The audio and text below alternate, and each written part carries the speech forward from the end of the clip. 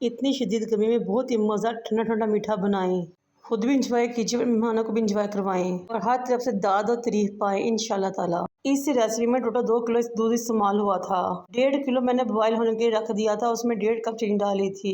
जब दूध में बॉयल आया तो बाकी बचे हुए दूध में मैंने 5 टेबल स्पून स्ट्रॉबेरी कस्टर्ड शामिल किया और कस्टर्ड को रेडी कर लिया और साइड पे ठंडा होने के लिए रख दिया। फिर मैंने पीच जेली ली, उसको पकाया। एक सर्विंग डिश में प्लेन केक के स्लाइसेस लगाए और जेली को उसके ऊपर से उंडेल कर तमाम स्लाइसेस को जेली में डिप कर लिए और फ्रीजर में रख दिए ठंडे होने के लिए। फिर इसके ऊपर स्ट्रॉबेरी कस्टर्ड की लेयर लगाई। अगेन मैंने पीच जेली रेडी की और फ्रिज में से कस्टर्ड की डिश को निकाला और ये जेली इसके ऊपर डाल के चम्मच की मदद से बराबर कर दी। अगेन इसके ऊपर कस्टर्ड की लेयर लगाई, जामे शीरे लिया, इसके डॉट्स सुखाए और बारबेक्यू स्टिक से ज़बरदस्त डिज़ाइनिंग कर ली।